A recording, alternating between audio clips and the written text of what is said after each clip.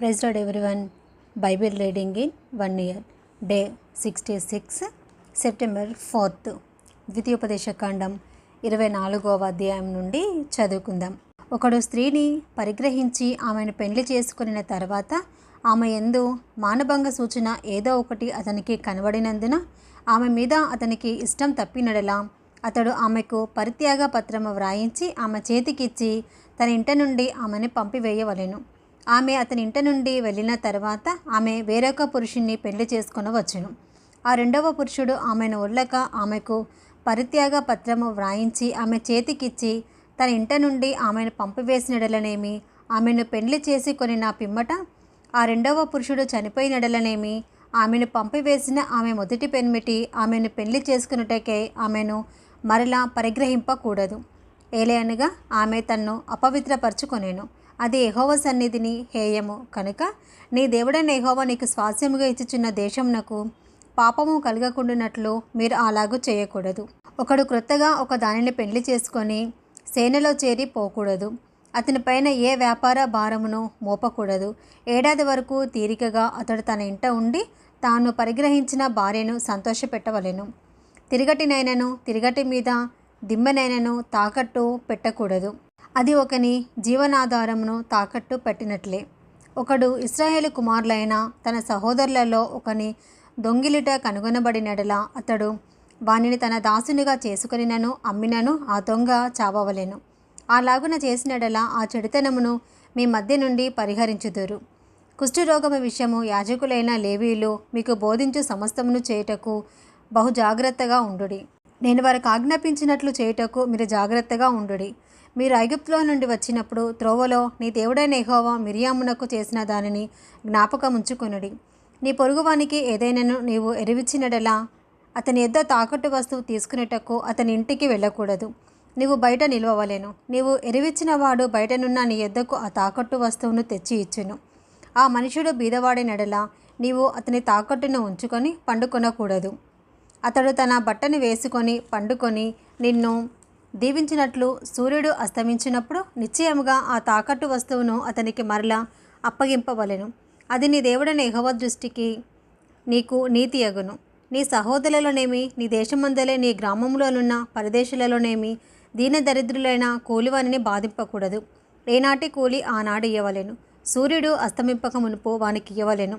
వాడు బీదవాడు కనుక దాని మీద ఆశ పెట్టుకొని ఉండును. వాడు నిన్ను బట్టి యెహోవాకు మొరపెట్టునేమో అది నీకు పాపమగును. కుమారుల దోషమును బట్టి తండ్రులకు మరణశిక్ష విధింపకూడదు. తండ్రుల దోషమును బట్టి కుమారులకు మరణశిక్ష విధింపకూడదు. ఎవని పాపము నిమిత్తము వాడే మరణశిక్ష నొందును.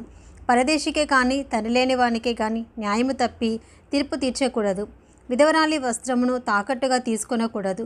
నీవు ఐగుప్తులో దాసుడవై ఉండగా నీ దేవుడైన యెహోవా నిన్ను అక్కడ నుండి విమోచించినని జ్ఞాపకం చేసుకొనవలెను. అందుచేత ఈ కార్యము చేయవలెనని నీకు ఆజ్ఞాపించుచున్నాను. నీ పొలంలో నీ పంట కోయుచున్నప్పుడు పొలంలో ఒక పన మరచిపోయినడలా అది తెచ్చుకున్నటకు నీవు తిరిగి పోకూడదు. నీ దేవుడైన యెహోవా నీవు చేయి పనులన్నిటిలోనూ నిన్ను ఆశీర్వదించినట్లు అది పరదేశులకును తండ్రి లేని వారికిని విధవరాండ్రకును ఉండవలెను. నీ ఒలివ పండ్లను ఏరునప్పుడు నీ వెనుకనున్న పరిగెను ఏరుకొనకూడదు. అవి పరదేశులకును తండ్రి లేని వారికిని విధవరాండ్రకును ఉండవలెను. నీ ద్రాక్ష పండ్లను కోసుకున్నప్పుడు నీ వెనుకనున్న పరిగెను ఏరుకొనకూడదు. అది పరదేశులకును తండ్రి లేని వారికిని విధవరాండ్రకును ఉండవలెను. నీవు ఐగుప్తు దేశమందు దాసుడివై ఉంటివని జ్ఞాపకం చేసుకొనుము. అందుచేత ఈ కార్యము చేయవలెనని నీకు ఆజ్ఞాపించుచున్నాను. ద్వితీయోపదేశకాండం 25వ అధ్యాయము. మనుషులకు వివాదము కలిగి న్యాయసభకు వచ్చినప్పుడు న్యాయాధిపతులు విమర్శించి నీతిమంతుడనియు దోషిని దోషి అనియు తీర్పు తీర్చవలెను. ఆ దోషి శిక్షకు పాత్రుడుగా కనబడినడలా న్యాయాధిపతి వాణ్ణి పండుకొనబెట్టి వాని నేరము కొలది దెబ్బలు లెక్కపెట్టి తనెదుట వాణ్ణి కొట్టింపవలెను. 40 దెబ్బలు కొట్టింపవచ్చును, అంతకు మించకూడదు. వీటికంటే విస్తారమైన దెబ్బలు కొట్టించినడలా నీ సహోదరుడు నీ దృష్టికి నీచుడుగా కనబడునేమో. నూర్చెడి ఎద్దు మూతికి చిక్కము వేయకూడదు. సహోదరులు కూడి నివసించుచుండగా వారిలో ఒకడు సంతానం లేక చనిపోయినడలా చనిపోయిన వాని భార్య అన్యుని పెళ్లి చేసుకొనకూడదు. ఆమె పెనిమిటి సహోదరుడు ఆమె ఎద్దకు పోయి ఆమెను పెళ్లి చేసుకొని తన సహోదరునికి మారుగా ఆమె ఎడల భర్త ధర్మము జరపవలెను. చనిపోయిన సహోదరుని పేరు ఇశ్రాయేలు నుండి తుడిచివేయబడకుండానట్లు ఆమె కను జ్యేష్ఠ కుమారుడు చనిపోయిన సహోదరునికి వారసుడుగా ఉండవలెను.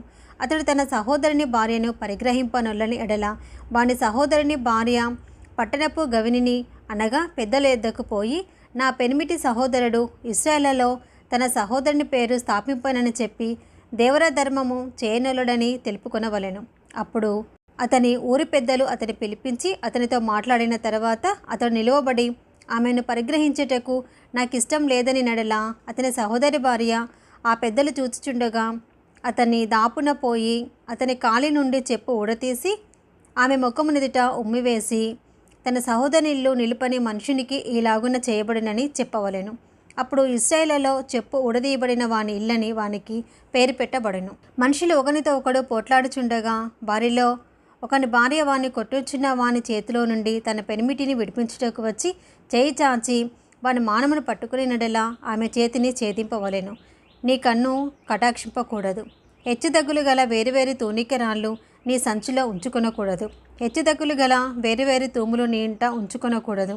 నీ దేవుడైన యెహోవా నీకిచ్చుచున్న దేశంలో నీవు దీర్ఘాయుష్మంతుడగునట్లు తక్కువవి కానీ న్యాయమైన తూనికరాళ్ళు నీవు ఉంచుకొనవలెను. తక్కువది కానీ న్యాయమైన తూము నీకు ఉండవలెను. అలాగు చేయని ప్రతివాడును అనగా అన్యాయం చేయు ప్రతివాడును నీ దేవుడైన యెహోవాకు హేయుడు.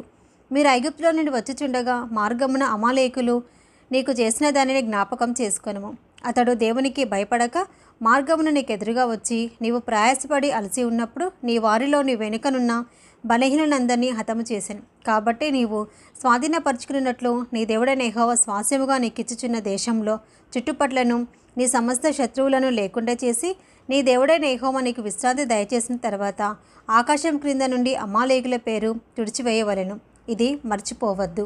ఇది ఈరోజు భాగం అండి. Praise the lord.